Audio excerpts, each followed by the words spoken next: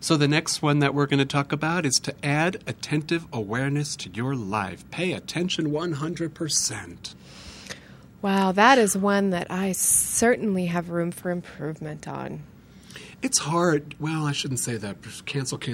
It's getting easier and easier every day to stay really 100% focused and current and present. You know, when he talked about the walking on glass, how easy it is. And I've done it. How easy that is if you just stay really focused and really present. Meaning that you're focusing on exactly what you're doing, not worrying about thinking about things that happened to you in the past that are giving you evidence that you could hurt yourself, or what might happen in the future if you do something incorrectly, but just being really concentrated and saying, this is the only thing I'm thinking about.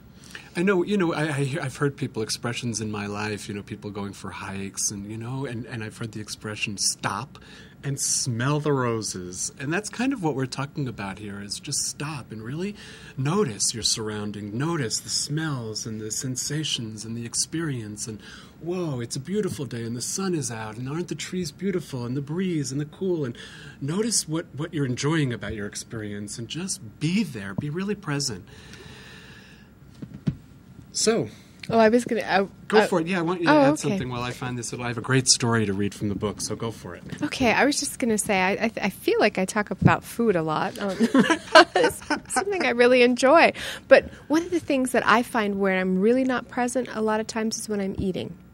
I'm thinking about other things, I'm working, I'm driving, doing all of these things, and I love it when I just sit down, and it could be something as simple as an almond, and think, wow, this really tastes so good. And I sit there and think, wow, this is just like amazing that I get to eat this little nutty protein thing, and it tastes so good. And when I'm really present and doing these type of things that I usually distract myself or multitask, I have so much more enjoyment in my life. When I'm really present, when Nick is talking to me, or Gabriella or Bernie, and I'm actually really thinking about what they're saying and how they're communicating with me, rather than thinking about my day or what I need to do in a few moments. And just going, Right. Going, okay, when is this going to be over so I can have more mind time to figure out what I'm doing? When I actually really focus, I can see all the emotion that they have and how I'm connecting with them. So I am really learning for myself the value in this, because I've kind of been all over the place in my mind most of the time. So it's good, and all the emotions that we have we're experiencing are all in the present moment. So if we're focusing on exactly what's going on, we're just getting to feel all that. Life gets juicy, folks, so be present. And I have a great story on that. Well, I don't have a great story. Tolle Burkans has a great... I apologize to Tolle Burkans because I pronounce his name every time I say it. I think I say it differently. Tolle Burkans. So I'm not really sure how to say it, you guys. So I apologize. For now, it's Tolle Burkans. Tell us a story, Uncle Mitchell. Do you need Uncle your glasses, or are you going to... That's a really good idea, Brandy. Thank you. You're welcome. Squinting, and it doesn't work for me right now. Okay, so the power of paying attention. This is a great example. So here we go. A monk is hiking through the jungle when suddenly a tiger leaps in his path. The monk turns and flees until he finally comes to a steep cliff. Growing along the edge of the cliff is a long vine. He immediately descends the vine, but when he looks down, he discovers now there's two tigers waiting for him at the base of the vine. Uh-oh. Of course, by now there's several tigers looking down at him from above. So if the situation isn't bad enough, two mice start chewing through the vine just out of his reach. Oh, no. Poor monk. Oh, no. Suddenly, the monk notices a wild strawberry growing from the side of the cliff, and he plucks the strawberry and just pops it into his mouth. The traditional story ends here. Rather than stop now, however, let's look at the story's implications. When the monk popped the strawberry into his mouth, he instantly paid attention to the taste of the strawberry. He paid attention 100%. And when you pay attention 100% to the taste of the food, you become the taste of that food. Therefore, the monk became the strawberry. And of course, he never had an experience of being eaten by the tigers. The story of the tigers and the strawberry, it's symbolic. Life is always sending us tigers, and it's always sending us strawberries. Oh, wow. I just got a chill in my body, Mitch. So, for example, this is a great example, Brandy. If you're a non-smoker and you're sitting near the smoking section of a restaurant, you can become very upset because the smoke is drifting across your table, coming towards you. The smoky air can be the tiger. Mm-hmm. So if you do not wish to suffer, however, you can look for the strawberry on which to focus your attention. Perhaps there's a glorious sunset you can watch through the window. If you focus your attention 100% on the sunset, you can instantly up-level your experience from one of suffering to one of joy. You know what that reminds me of, Mitch? And that was an excellent story. Thank you for sharing it. Thank you to Tolle Burkan for writing it. So let me just finish this because I just want it's all about choice, and I really want people to get that. So life is always handing you tigers and always handing you strawberries. It's up to you to choose what you want to experience. So when you feel miserable, it's only because you're paying attention to those tigers. At that moment, you have to find the strawberry and pay attention to the strawberry 100%. That's right. Thanks for indulging me on that, Brandy. Oh, I love that story. I read that book. It's been several years now since I've read it, so I completely forgot about that story. So thank you for sharing it again. And that is in the book Let It Be Easy by Tolle Burkan. Page 98. Page 98.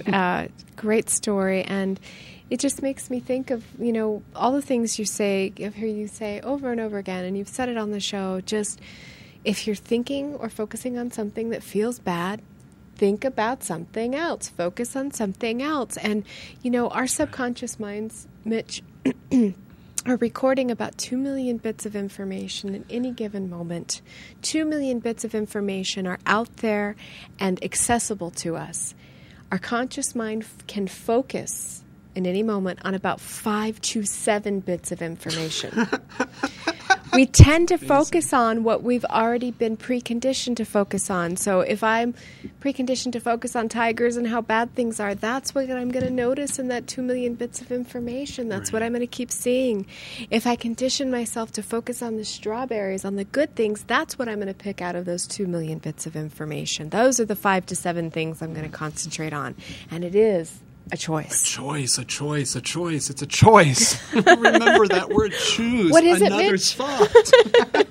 It's a choice. It's a big, what are they called? Soapbox for me. Nobody can make you feel anything. Nobody can make you ever feel anything. You always get to choose how you want to experience your events in your life. So choose again. Choose again.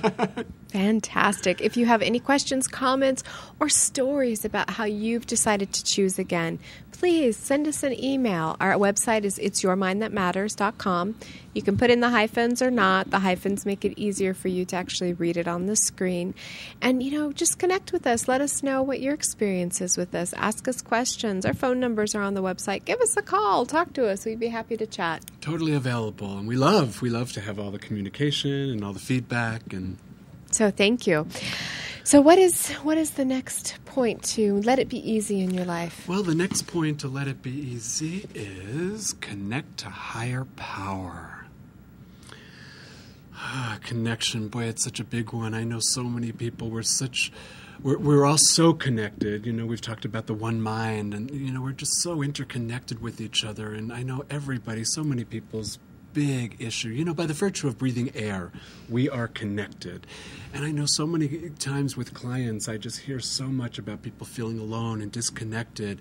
And I think that, since love really is all there is, if we feel separate from love, then we feel separate from each other. We feel disconnected. So connect to the power, connect to source, connect to each other, connect to love.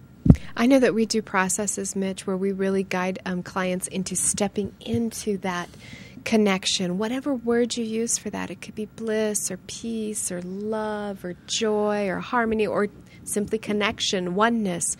And people can go from a state of crying and being really feeling in their fear or sadness in a matter of probably 2 to 3 minutes, stepping into absolute peace, joy, and bliss, and really anchoring that in their body so they can have it at any time. That's what we talk about when we're talking about connecting to a higher power. It doesn't have to be a belief system or a religious philosophy. It can be, or it can just be that feeling that runs from head to toe that you give yourself, that doesn't come from another person smiling at you or telling you that you're wonderful or whatever it is.